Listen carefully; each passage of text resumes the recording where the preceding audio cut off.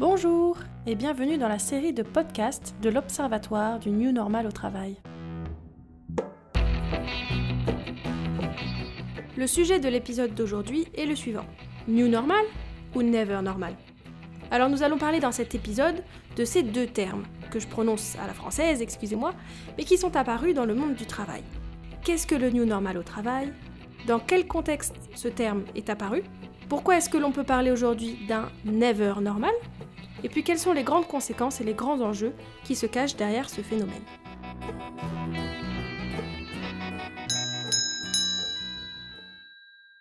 Nous sommes en guerre. Toute l'action du gouvernement et du Parlement doit être désormais tournée vers le combat contre l'épidémie. Comme nous le savons tous, nous avons dû faire face au virus de la Covid-19. Les confinements et les nouvelles normes de sécurité sanitaire visant à diminuer l'épidémie ont chamboulé le monde du travail puisque la plupart des entreprises n'ont pas eu le choix que de continuer de travailler, mais à distance. Les organisations ont donc utilisé les technologies existantes et essayé, parfois tant bien que mal, de poursuivre une activité normale. Ce n'est seulement qu'à la sortie de cette crise, lorsque les salariés ont pu de nouveau travailler sur site, que le terme de New Normal apparaît. En fait, le New Normal, c'est la situation d'après-crise, c'est le retour à la normalité.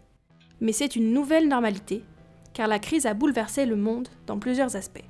En ce qui concerne l'aspect travail, professionnel, la crise a ouvert à de nouvelles façons de travailler. En effet, on était entré dans l'ère du digital, bien avant le Covid, mais cette transformation digitale s'est accentuée avec la crise. Ainsi, on assiste à un déploiement, qu'on qualifierait de brutal, de nouvelles méthodes de travail qui sont développées grâce à la technologie.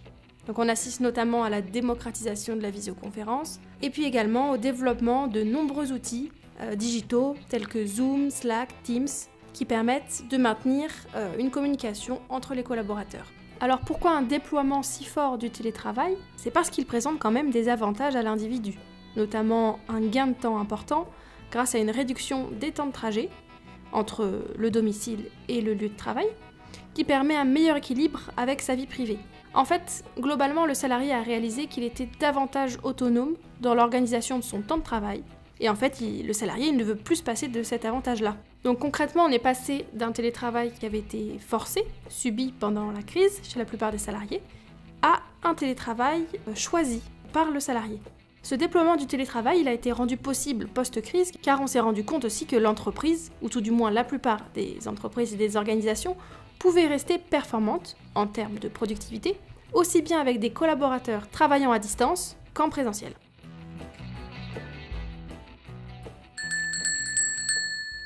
Alors pourquoi peut-on parler de Never Normal aujourd'hui? Alors actuellement, d'autres crises continuent d'impacter les organisations. Depuis février 2022, on est touché par la guerre en Ukraine, les pénuries énergétiques qui en découlent, les tensions sur le marché des matières premières, et donc l'inflation. On est aussi touché par la crise écologique, dernièrement la crise sociale, la crise des retraites, qui est elle directement liée au travail. En fait, toutes ces crises, elles accroissent les incertitudes, les questionnements et les attentes des salariés dans leur relation au travail, car on est en fait dans une situation qui n'est jamais normale, d'où le terme Never Normal. Alors on voit d'autres termes apparaître pour décrire ce phénomène, cette situation, comme la permacrise, donc crise permanente, ou encore le monde VUCA, VUCA, qui signifie Volatility, Uncertainty, Complexity et Ambiguity.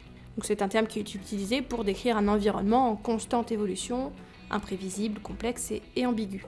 Donc cet environnement de travail, il est soumis à des facteurs fluctuants et incertains, et demande ainsi une perpétuelle adaptation des salariés et des managers. Donc on a vu apparaître le travail hybride, et puis aussi ce terme de flexibilité du travail, qui est plus que nécessaire aujourd'hui par rapport à ce Never Normal. Une des participantes de notre observatoire, Delphine, nous explique clairement ce phénomène. Alors je la cite, elle dit « Ça a été surprenant la rapidité à laquelle est apparue la flexibilité dans le travail. Mais maintenant en fait, ça fait partie du travail. On n'imaginerait plus le travail sans ce terme de flexibilité. Et tout est flexible, même l'environnement autour de nous. On est tous à se dire, bon, quelle est la prochaine crise? Qu'est-ce qui va arriver? Et ça devient difficile. C'est difficile d'avoir une vision à moyen terme. Je ne parle même pas du long terme, parce qu'on est en adaptation permanente, que ce soit bien sûr quand on est manager, puisque le manager reçoit tout. C'est la courroie de transmission entre l'entreprise et les équipes. Donc c'était beaucoup plus, entre guillemets, simple avant, parce qu'on avait un environnement de travail qui était peut-être plus normé et moins fluctuant. Alors que maintenant, tout change. À mon avis, on a besoin de s'adapter en permanence, c'est-à-dire qu'en permanence, on a besoin d'écouter les personnes, parce que sinon, le bien-être au travail n'est plus là.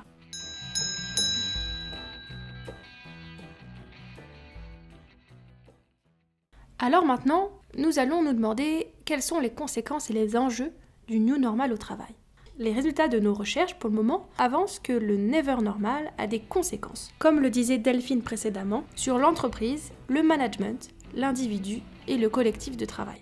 Alors pour avoir plus de détails sur ces conséquences, j'ai interrogé Florence Laval, qui, je le rappelle, est une enseignante-chercheuse, docteure en sciences de gestion, elle est habilitée à faire des recherches, elle est maître de conférences à l'IAE de Poitiers et spécialiste du management des ressources humaines. Bonjour Florence, alors pourrais-tu me dire quelles sont les conséquences du New Normal dans le monde du travail ?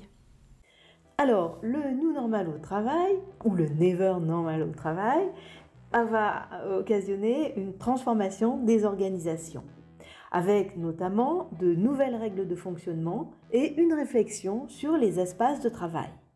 C'est ensuite le mode de travail qui va évoluer.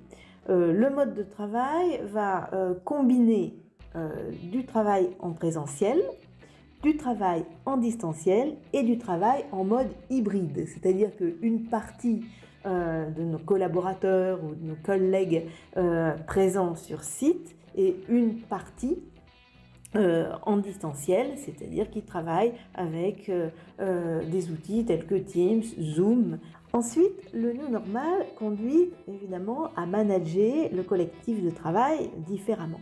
Certains individus ont notamment des comportements qui ne sont pas les mêmes qu'avant la crise sanitaire. Nous avons des individus qui ont réalisé qu'ils pouvaient s'épanouir en dehors du travail et qui cherchent un mode de vie plus équilibré. Ils cherchent à tirer profit finalement de cette nouvelle époque. Donc l'individu est bien confronté à la transformation de l'organisation, à la transformation du management et de son collectif de travail.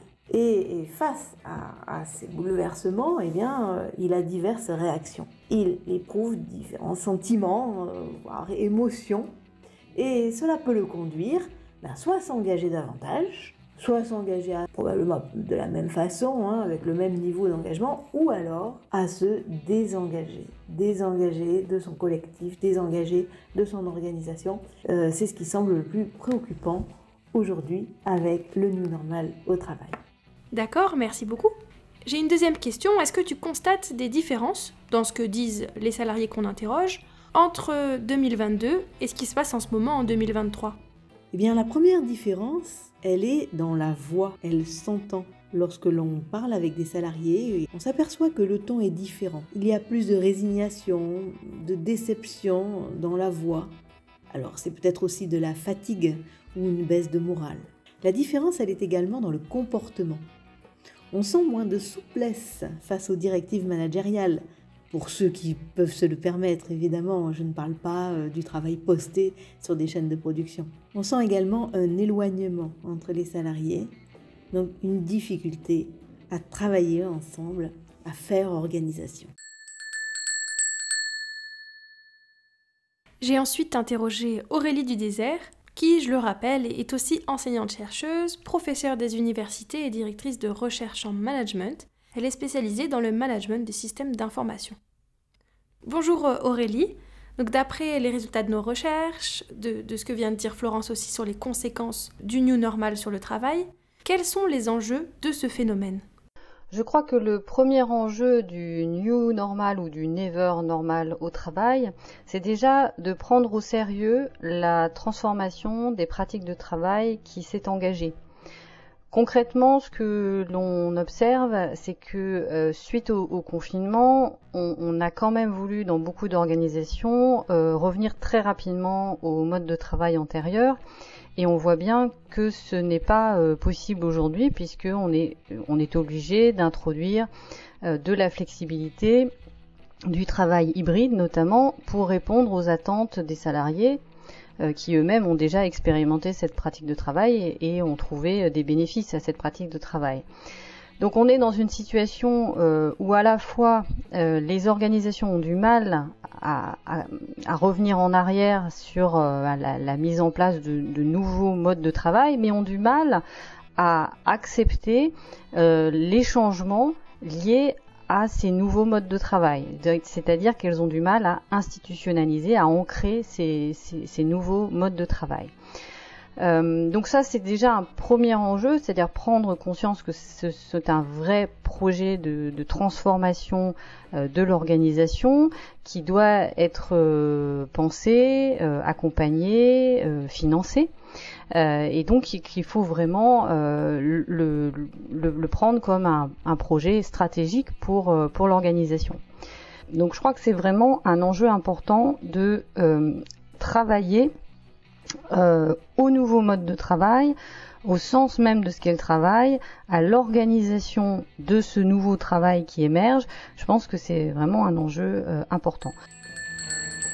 L'autre enjeu, d'un point de vue beaucoup plus pratique, quand on est manager et qu'on est confronté au new normal au travail, je crois qu'il faut accepter désormais de remettre les méthodes managériales et les outils dont on dispose pour manager, de les remettre à leur place et à leur juste place.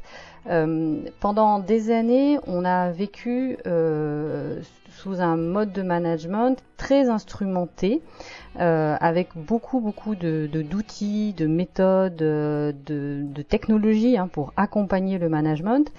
Et je crois qu'aujourd'hui, nous sommes dans une phase de transformation qui fait que nous ne pouvons pas nous appuyer sur ces méthodes ou ces outils de la même manière. Ces outils et ces méthodes ne doivent plus structurer le travail et les modalités d'encadrement. Il faut simplement les remettre à leur place et les sortir quand on en a besoin. Ça implique de développer une posture managériale beaucoup plus centrée sur l'écoute, sur la relation humaine et la capacité finalement à embarquer les individus, plutôt que sur une connaissance technique des méthodes, des outils et des instruments qui permettent de manager. Voilà, je pense que c'est les deux gros enjeux que j'identifierais aujourd'hui. Merci beaucoup Aurélie. En somme, le New Normal est aujourd'hui un vrai défi pour les entreprises et les administrations, car l'organisation du travail actuelle, dans de nombreuses institutions, ne permet plus de mener une action collective efficace. Ce défi est d'une part de prendre en compte que le déploiement massif des technologies de l'information a changé la façon de répondre aux problèmes de l'action collective, et d'autre part, c'est d'adapter le management pour trouver un bon équilibre dans ce new ou never normal au travail. Voilà, l'épisode touche à sa fin. Merci beaucoup pour votre écoute. N'hésitez pas à nous partager vos impressions, vos questions ou encore des thématiques que vous aimeriez que l'on aborde dans nos prochains épisodes.